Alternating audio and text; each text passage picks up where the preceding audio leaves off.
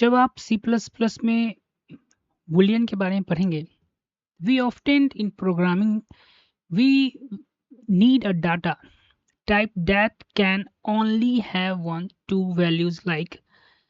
देखिए अक्सर प्रोग्रामिंग में हम जो है कई सारे डाटा टाइप देखते हैं, जिसमें से हमें नीड यानी ज़रूरत होता है केवल यस नो का, ऑन ऑफ का या ट्रू फॉल्स का। You will need data type, आपको ऐसे डाटा टाइप का ज़रूरत होता है जो केवल दो वैल्यू जानता है, यस नो, ऑन ऑफ या ट्रू फॉल्स।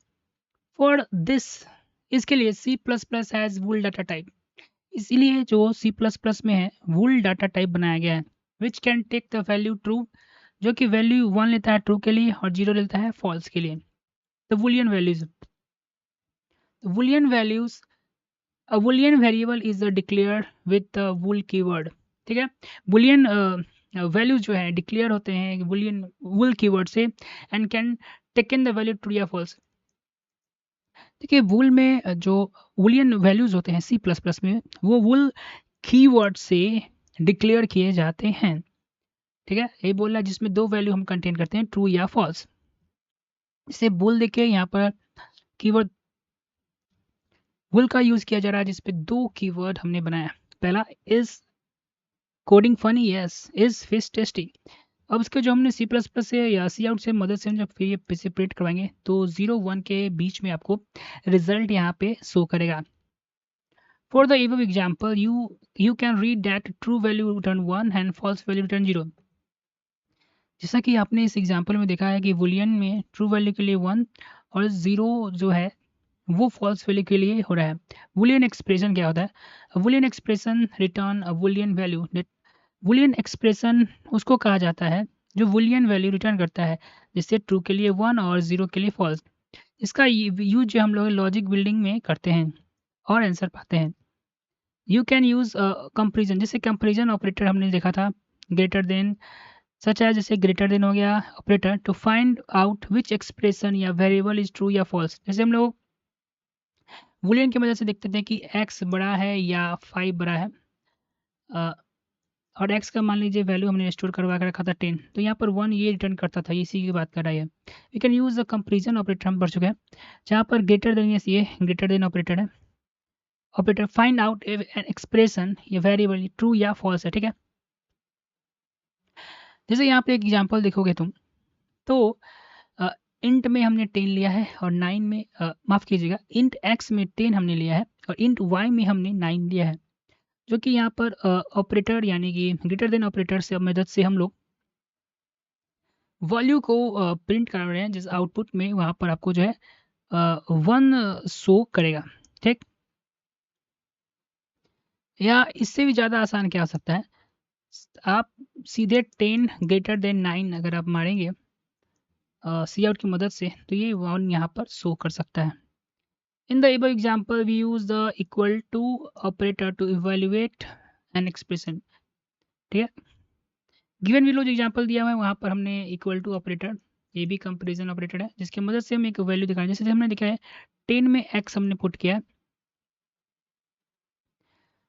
और हम यहाँ पर सी आउट की मदद से रखी क्या x जो है 10 के बराबर है, तो रिटर्न 1 होगा, बिकॉज द वैल्यू s जो है वैल्यू जो x का है हम यहाँ पर 10 ही हमने रखा है और यहाँ पर हम कंपेयर करवा रहे हैं, जिसके कारण से ट्रू हुआ है। x equal to 10, x equal to 10। ठीक है, और देखिए एक रियल लाइफ एग्जांपल हम देखते हैं दोस्तों।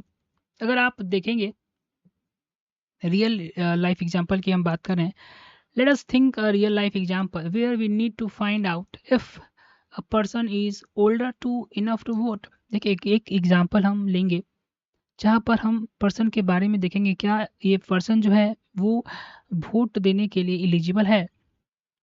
इन the above example we use the equal to comparison operator। In the above example जो हम लोग है greater than equal to comparison operator का यूज करेंगे तो फाइंड आउट द आंसर। नीचे दिए गए एग्जांपल में देखिए हम greater than equal to comparison operator का यूज करेंगे अपने फाइंड। अगर एज जो है 25 होगा greater than या equal to the voting age limit which is set to 18। ठीक है, अगर एज जो है 25 है किसी इंसान का, तो वो बड़ा है और इक्वल है वोट देने के लायक है। जैसे कि देखिए इफ एग्जाम्पल बात, देखिए माई एज में हमने गलत, माई एज में हमने माई एज में 25 हमने कर दिया, 25 स्टोर कर दिया है माई एज में, और उसका वोटिंग राइट जो आप तुम देखोगे यहाँ पे वो है 18। ठीक है, अब देख माई एज, अब देख यहाँ पर माई एज हमने दिया है 25 और वोटिंग एज जो दिया है वो 18 दिया है। अब माई एज जो है वो greater than equal to voting age जो रिटर्न 1 देता है, meaning 25 year olds allowed to vote, return 0 1। अब दो कंडीशन हमने यहाँ पर बनाया, इसमें बोला है कि क्या माई एज अगर ज़्यादा हो या बराबर हो वोटिंग एज, तो वोटिंग एज यहाँ पर देखो 18 है तो ये ज़्यादा है, इस कंडीशन में यहाँ पर ट्रू आ रहा है। तो आप समझ गए होंगे किस तरह से हमने वुल का यहाँ पर हम यूज़ कर रहे हैं एक्सप्रेशन में। ठीक, cool, right, an even better approach since we are on roll now would be wrap the word above in if else statement। ऊपर जो दिया गया है वर्ड है उसको if else statement में हम लोग क्या करते हैं, रैप कर देते हैं। So we can perform different action depending on result. तो हम लोग जो है कई सारे condition, different type of condition जो है परफॉर्म कर सकते हैं दिए गए डाटा के अनुसार। जैसे देखो तुम output old enough to vote if my age is greater than या इक्वल टू 18। अगर मेरा एज जो है ज़्यादा है या बड़ा है 18 साल से, तो not old enough to vote. तो आप जो है इनफ है नॉट, एक मिनट, तो अगर ज़्यादा है या बराबर है तो आप वोट देने लायक हैं, या नहीं तो आपका एज जो है 18 से कम है तो यहाँ प्रिंट होगा कि आप जो है वोट देने लायक योग्य नहीं है। अब इस प्रोग्राम को आप देखेंगे तो हमने माई एज में 25 को स्टोर करवाया है, वहीं वोटिंग एज में 18 को स्टोर करवाया है, और इफ में हम कंडीशन चेक कर रहे हैं कि अगर ये कंडीशन ट्रू हो जाए तो इसको वोट कर दो और इसको ट्रेड कर दो। यहाँ पर ट्रू कंडीशन हो जाएगा सर, क्योंकि old enough to vote, because हमारा एजिंग जो है यहाँ पे 25, अगर यही पर हम 17 कर देते हैं ये जो है मात खा जाता। Boolean are the basic for all C++ और comparison and condition. You will learn about more conditional if in next chapter.